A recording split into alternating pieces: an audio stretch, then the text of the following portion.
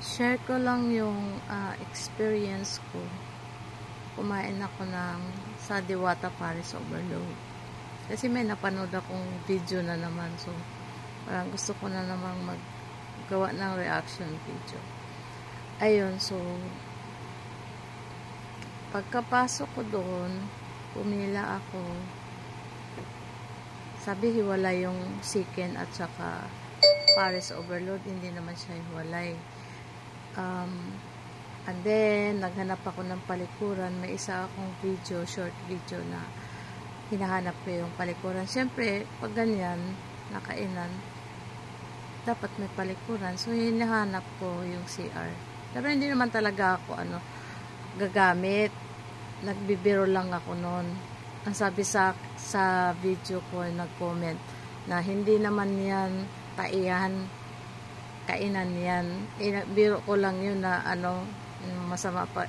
Kakain pa nga lang ako paano ako tatay? Ano ba yan?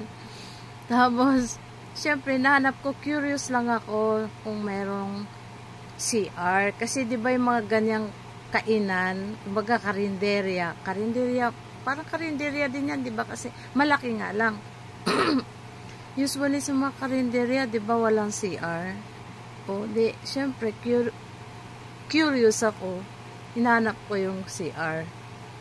Tapos, ayun, yung sa pagkain naman, may CR naman doon sa dulo, pero hindi ako pumasok. Kasi hindi naman ako gagamit Tinignan ko lang kung may CR, na-curious lang ako. Kasi sa sobrang daming tao, di ba? Siyempre, mamaya, pagkatapos mo kumain, baka biglang di ba? So, yun, nahanap ko naman doon sa dulo. Akala ko, yung lang, yung takip, yung anong tawag dyan? Yung bubong kasi meron doon sa katabi ng CR, meron siyang trapal lang. Tapos yung dingding trapal lang din. Sabi ko, halay, ganun lang. Ganun lang yung CR. So, ayun, nakakita ko ng pinto na para sa girl at saka sa boy. So, ayun, hindi pala yung trapal. Kala ko yung sa trapal lang. Nagulat ako. Tapos yun, meron CR, maganda naman yung yung pinto. So, di ko alam sa loob kasi hindi man ako pumasok. Yung nag-comment sa video ko na sabi, hindi yan taihan, kainan yan. Siyempre, karinderya, di ba wala namang ibang ganyan na ang iba wala naman talagang CR sa mga ganyang kainan. So, na-curious lang ako, kaya ko hinahanap.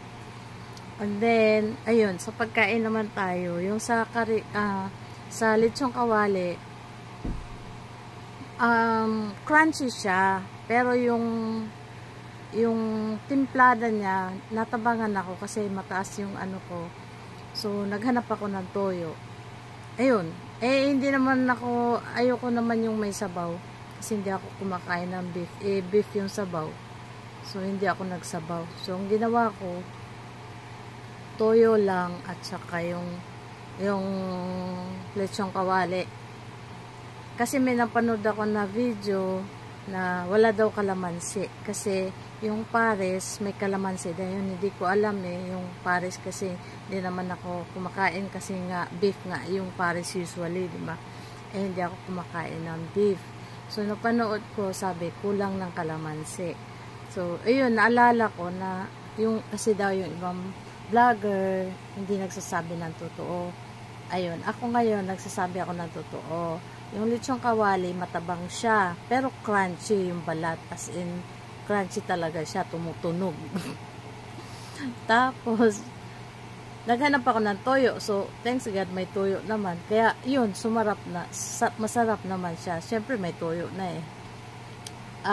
ayun nga, kulang daw ng kalamansi. Saan ka daw nakahanap ng pares na walang kalamansi? Ayun. Tapos, ano pa ba napansin ko? Hindi siya ganon ka-organize. Tapos, maraming tira-tirang kanin nga. Sayang yung mga tirang kanin. Sana din sa mga ibang kumakain, kukuha lang ng tama, yung tamang maubos mo. Yun lang ang kukunin mo. Kasi sayang naman ang mahal-mahal ng bigas, diba? Tapos, kukuha ka ng madaming kanin tapos hindi mo uubusin. Ang dami-daming naghihirap, daming hirap bumili ng kanin kasi ng bigas kasi mahal. Ako nga hirap ako kasi mahirap mahirap ang buhay. So ayaw ko rin yung nakikitang gano'n na yung kanin ang daming tira. Dapat yung kukunin ng mga customer doon, yung tama lang na maubos. Huwag yung sayangin yung bigas, yung kanin kasi daming naghihirap, ang mahal ng bigas. Hindi porket hindi sa atin yun, di ba? Hindi porket kumain lang tayo o ano, sayangin mo. Hindi. Ako nga, kalahati lang kalahating order lang yung kinain ko. Kasi, alam kong hindi ko maubos. Kasi yung isang order nila na kanin, sobrang dami. Kalahati lang yung nakain ko. Yun talagang hiningi ko. Sabi ko hindi ko maubos yan, kalahati lang sa akin. So, yun nga, nakikita ko sa kaya nung nakita ko na binalot, good job si tatay kasi binalot niya yung sobra niya. Pero yung iba, hindi pinabayaan lang. So, yun advice ko sa mga kakain doon. Hindi naman sa kukuha lang ng tama. Yung kasya lang na maubos mo. Kaysa naman sayangin mo yung kanin niya. Ang mahal ng bigas, diba? Ang dami-dami naghihirap ng mga tao na hindi makakain. So yun, tapos ano pa ba yung napansin ko? Napansin ko, marami talagang tao. Walang oras na pinipili. Naghintay pa ako dun ng saglit bago ako umuwi. Kasi naantay kong lumabas si Diwata.